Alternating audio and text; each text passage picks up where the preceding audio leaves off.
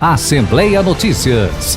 2015 foi um ano de muito trabalho, eficiência e transparência na Assembleia. Uma ampla reforma administrativa reduziu gastos e melhorou a qualidade dos serviços. Os recursos economizados serão investidos na saúde pública. A Assembleia aguarda a licitação das ambulâncias a cargo do governo do estado. O projeto Assembleia Itinerante levou serviços ao interior. Foram realizadas dezenas de audiências públicas e aprovadas centenas de proposições e novas leis. A fiscalização foi ampliada com a abertura de 4 comissões de inquérito. Novas frentes parlamentares foram criadas, como a dos municípios da Baixada Cuiabana e a que trabalha pela conclusão do VLT. A Sala da Mulher intensificou suas ações filantrópicas e o Teatro Zulmira Canavarros assegurou a promoção da arte e da cultura mato-grossenses. A Assembleia mudou e o trabalho realizado melhora a vida de todos.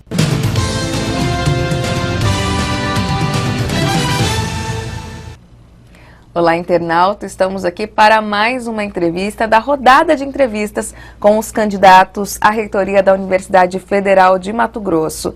Hoje eu converso com a professora Miriam Serra, que hoje responde pela Pró-Reitoria de Assistência Estudantil da UFMT e comanda, encabeça, né, professora, a chapa UFMT Diálogo e Ação. Obrigada pela presença aqui na RDTV, professora. Eu que agradeço a oportunidade de estar aqui com vocês. Professora, vamos começar o nosso bate-papo fazendo uma avaliação da atual gestão da reitora Maria Lúcia Cavalli Neder, da qual a senhora faz parte desse grupo, dessa administração. Quais foram os pontos positivos e os negativos da atual gestão? Eu avalio que os pontos positivos, principalmente relacionados à expansão da universidade, em relação à duplicação das vagas para o ensino, tanto da graduação como também da pós-graduação. Então, a Universidade Federal, como as outras universidades, passaram por um momento importante que foi de investimento nas universidades públicas federais. Então, com isso, a universidade expandiu suas vagas, teve a possibilidade de gerar concursos públicos para professores e técnicos, e o resultado disso é um melhor aproveitamento, uma melhor produção acadêmica da Universidade Federal de Mato Grosso, né? Por outro lado, a expansão, ela precisa de um tempo maior de consolidação. Então, os investimentos que foram alocados para a universidade, eles não foram ainda necessários para que todos os laboratórios ou todas as condições que a universidade deseja, né, fossem concretizadas. Então, nós entendemos que ainda há necessidade de mais investimentos para ampliar a qualidade tanto dos cursos de graduação como de pós-graduação. Professora, é possível atribuir uma nota à atual gestão enquanto professora? Nota 9. Avançou bastante. Avançou bastante porque o principal compromisso da universidade, né, é na perspectiva da democratização e do acesso. Então, esse compromisso, ele não só foi mantido, como ele foi ampliado. Então, duplicar vagas, ampliar a universidade, criar campus, principalmente tanto no interior, como foi o caso de Sinop, como também aqui em Várzea Grande, para consolidar o parque tecnológico, é um desafio muito importante. Professora, a gente tem 4 chapas inscritas nesse pleito eleitoral que garante aí a participação de nada menos que 26 mil pessoas, entre estudantes, professores e técnicos. No entanto, diante dessas 4, algumas se colocam como de situação e outras quase que de oposição. Por que houve esse racha no atual quadro da administração da professora Maria Lúcia? Eu entendo que, no caso, são 3 ou 4 candidaturas que se colocaram e são legítimas, né? O grupo é um grupo bastante ampliado, então isso demonstra que nós temos também maturidade para fazer o enfrentamento dessa situação. Então eu vejo que é positivo, que é legítimo, a universidade ganha com a possibilidade de ter 4 propostas de gestão, 4 candidatos e candidatas, né, a reitor e a vice. Então, quem ganha com isso é a universidade e a sociedade. Então, o debate, o diálogo, a disputa, ela é salutar. Então, eu vejo como um cenário positivo, nós temos a possibilidade de disputar projetos para a Universidade Federal de Mato Grosso. Mas há uma discordância em relação ao próprio discurso da atual reitora. Uma vez a senhora responde pela Pró-Reitoria de Assistência Estudantil. A gente tem o professor Paulo, que é de Secretaria de Relacionamentos Internacionais. Temos o atual vice-reitor também como candidato. Houve uma discordância interna ou não? Cada um está hasteando a sua própria bandeira? Na verdade, todos nós participamos, né, da administração, no entanto, cada um tem um perfil. E é isso que o eleitor vai verificar. Qual é a diferença entre os 3 candidatos? Então, nós temos trajetórias diferentes, apesar de fazermos parte do mesmo grupo, né, temos concepções, por vezes, até diferenciadas de universidade.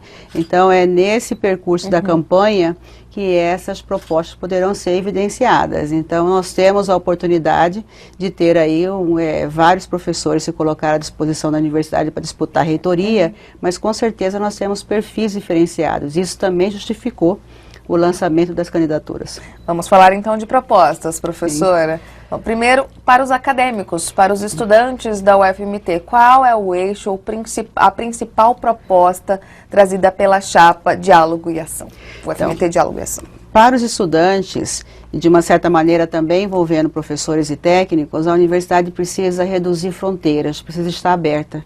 Precisa estar aberta ao diálogo, com outros conhecimentos, com outros saberes. Então, nós temos algumas propostas já direcionadas especificamente para estudantes. Por exemplo, ampliar a dupla diplomação da Universidade Federal de Mato Grosso. Nós temos experiência em parceria da PROEG com a própria Secretaria de Relações Internacionais, onde um grupo de estudantes obteve um título de doutor em 2 países.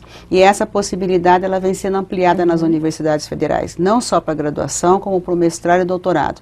Então, ampliar a dupla diplomação significa que os nossos estudantes poderão ter circulação, não só nacional, mas também internacional. Outra questão também é ampliar a qualidade dos cursos de graduação e de pós-graduação da universidade. A universidade saiu de um IGC 2, passou para 4, numa escala de 1 a 5, e nós queremos chegar ao 5. No final da nossa gestão, a excelência acadêmica na Universidade Federal de Mato Grosso. E tudo isso com uma política bastante arrojada de assistência estudantil. Acesso, permanência e sucesso com qualidade. Docentes, propostas para os nossos professores. Sim. Os docentes, nós temos hoje algumas ações que são emergenciais. Uma delas é reconhecer que a universidade é uma instituição multicamp e que os professores precisam de um apoio acadêmico em todos os campos. Então, criar em cada campus um núcleo de desenvolvimento acadêmico que apoie o professor no seu cotidiano, apoio à pesquisa, na publicação de artigos internacionais, tradução de revistas, apoio à formação de professores para o exercício da docência no ensino superior. Porque todos os professores, quando ingressam na universidade, eles têm um título de bacharelado ou de licenciatura, mas não têm formação específica para ser professor na educação superior. Então, nós entendemos que a docência, ela não é uma vocação, ela é uma profissão. E precisa também de saberes e metodologias para que tenha sucesso, no caso, com desenvolvimento com o estudante. Então, tem em cada campus um núcleo de apoio ao desenvolvimento acadêmico, rever nas instâncias da universidade resoluções que tratam dos encargos didáticos dos professores, porque nós temos resoluções da universidade que falam do cotidiano da carga horária para ensino, pesquisa e extensão, e nós reconhecemos que essa resolução, essa norma não está adequada, então ela precisa ser revista e discutida com os professores. E, além disso, buscar, tanto no âmbito regional como nacional e internacional, as possibilidades de parceria no desenvolvimento da pesquisa, da inovação e da extensão da universidade. Além dos professores, temos o quadro dos técnicos da UFMT que colaboram muito com a gerência, a administração dessas aulas em sala de aula. Como vai ser o trabalho junto aos técnicos? Então, os técnicos, eles passam por uma revisão importante de carreira, né? Hoje todos são considerados trabalhadores da educação, então também tem a mesma função, vamos dizer assim, no papel de formação juntamente com os docentes, inclusive com os próprios estudantes. Para os técnicos, há uma disputa e uma demanda bastante grande pela jornada de trabalho. Hoje a FASUBRA, juntamente com o Sindicato dos Trabalhadores, encaminha na universidade uma proposta para uma jornada ininterrupta, ou jornada flexível. Então, nós apoiamos essa iniciativa, obviamente com respaldo da legislação vigente, porque nós entendemos que é interesse da universidade ter um maior horário ou maior disponibilidade de atendimento, tanto para o usuário interno, como também para a sociedade. Só que para essa implantação, há necessidade de verificar critérios e também a legislação vigente. Então, uma questão é apoiar a iniciativa dos técnicos para discutir jornada de trabalho. Certo. E a outra questão que nós consideramos também bastante importante é a capacitação, que também decorre da carreira. Essa capacitação dos técnicos mudou e exige para o técnico também uma qualificação em pós-graduação em estrito sensu, principalmente mestrado profissional, que a Universidade Federal ainda é bastante tímida em relação a isso. Então, a nossa proposta é organizar todos os setores da universidade para que consiga implantar imediatamente o mestrado profissional, e inclusive em rede, se possível, com a Unemat, com o Instituto Federal e com o Governo do Estado, porque é uma demanda não só da Universidade Federal, mas de todas as instituições públicas e dos governos do Estado e do município. Me fala um pouquinho, professora, como a senhora pretende administrar aí esse orçamento, que gira em torno de 700 a 800 milhões de reais, e como investi-lo adequadamente para se equalizar os investimentos em ensino, em pesquisa e em extensão. Então, primeiro também é informar que desse orçamento, né, nós administramos de fato cerca de 20%. 80% desse orçamento está comprometido com o pessoal ou com despesas fixas, né, com benefícios. Então, o que nós temos de fato de gestão do orçamento é cerca de 160, 150 milhões divididos entre custeio e capital. Do ano passado para cá, nós temos tido contingenciamento, principalmente no custeio, em locomoção, em terceirizados, em deslocamento e também em capital. Então, é uma gestão que exige a nossa capacidade, né, de diálogo, de parcerias com os setores do governo, do Estado, mas também de definição de prioridades. E essa definição de prioridades, ela precisa ser trabalhada também na universidade de uma maneira coletiva. Então, nós temos muitas demandas, a universidade precisa expandir, precisa consolidar, mas também vai precisar definir prioridades para que essa qualidade seja ampliada ao mesmo tempo que nós estamos com recurso estável ou diminuído ou aquém daquilo que a gente precisa. Como fazer essas parcerias? Quais seriam as alternativas para que a UFMT não fique refém com o pires na mão somente do governo federal? Então, além dos recursos do governo federal, nós precisamos de uma articulação bastante fortalecida com o governo do Estado, né, com os órgãos do governo federal, outros que não o MEC, mas também com outros órgãos, como por exemplo é o caso da própria iniciativa privada, das fundações de apoio e alguns organismos internacionais. Então, buscar esses recursos ao apoio das atividades, principalmente acadêmicas da universidade, exige esse papel, né, que nós inclusive desempenhamos quando estamos à frente das pró-reitorias. Eu estava até há 15 dias atrás como presidente do nosso Fórum de Pró-Reitores de Assistência Estudantil, representando 66 universidades do país, e que faz esse diálogo permanentemente com os ministérios, com os organismos nacionais e internacionais, para o apoio às universidades federais. Então, eu penso que é um momento de busca de parcerias, é um momento de resgatar confiança, né? A sociedade brasileira exige, nós estamos passando por um momento de bastante desafio para a política, para a economia, para a questão social. Então, também o resgate da confiança exige diálogo e exige ação. A senhora é da Faculdade de Nutrição do campus de Cuiabá. E o candidato a vice do senhor, o professor Evandro Aparecido, do Departamento de Engenharia Elétrica, também do campus de Cuiabá. Por que não um candidato do interior e como garantir essa interiorização com apenas representantes do campus Cuiabá, assim como as outras chapas também priorizaram o campus Cuiabá? Então, primeiro que a nossa defesa, né, ela é pela Universidade Multicampus. Nós temos um trabalho bastante ampliado com os campos e eu sou favorável à interiorização. Participei da criação do campus de Sinop e de Várzea Grande quando estava na Pró-Reitoria de Ensino de Graduação.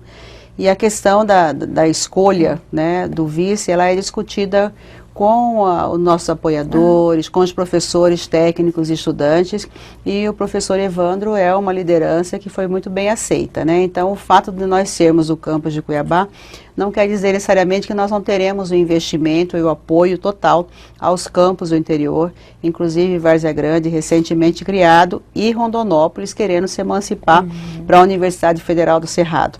Tanto que a nossa gestão prevê, enquanto principal ponto, né, da nossa política, uma gestão descentralizada, com autonomia para os campos e a escolha democrática e legítima dos pró-reitores e campos. Então, essa também é uma diferença da nossa proposta porque nós entendemos que o pró-reitor de campus, para além de representar a administração da universidade, ele precisa também se comprometer e representar a comunidade a que ele pertence, a que ele representa. Encampar todas as propostas e bandeiras da atual gestão. Isso. Professora, para a gente encerrar nosso bate-papo, quais devem ser as ações prioritárias, caso a senhora seja eleita, e as suas considerações finais? Então, primeiro, para que tudo isso aconteça, nós precisamos também na universidade ter uma gestão diferenciada, uma gestão com princípio de ecoeficiência, uma gestão com transparência, uma gestão pautada na tecnologia, da informação, da comunicação. Então, todas essas questões, elas precisam passar também pela questão administrativa e acadêmica. Então, uma das nossas prioridades será a reorganização administrativa e acadêmica da universidade, e isso sempre pautado na discussão e na participação. É uma participação mais ampliada da sociedade. Hoje nós temos muito pouca representação da sociedade nos conselhos superiores. Apoiar a criação de um fórum social com a representação dos movimentos sociais, representação dos empresários, governo do estado, prefeituras, que discutam e dialoguem com a universidade as suas demandas e também monitorem esse acompanhamento. Então, ter a sociedade presente na universidade, melhorar essa infraestrutura e investir na qualidade. Nós queremos a UFMT de excelência em todos os cursos de graduação e de pós-graduação, uma pesquisa fortalecida, com a criação, com a inovação bastante ampliada e uma interlocução, uma inclusão bastante fortalecida com a sociedade. Tá certo, professora. A gente agradece imensamente a participação aqui na RDTV. Obrigada. Bom, é isso. Você continue nos acompanhando tanto no portal RD News quanto no canal do RDTV no YouTube. Todas as entrevistas realizadas com os candidatos à reitoria da UFMT também estão disponíveis. Caso você queira outro entrevistado, outra autoridade aqui em nosso estúdio, é só sugerir por meio dos comentários. Continue com a gente no endereço rdnews.com.br/RDTV. RDTV, TV Web todo dia.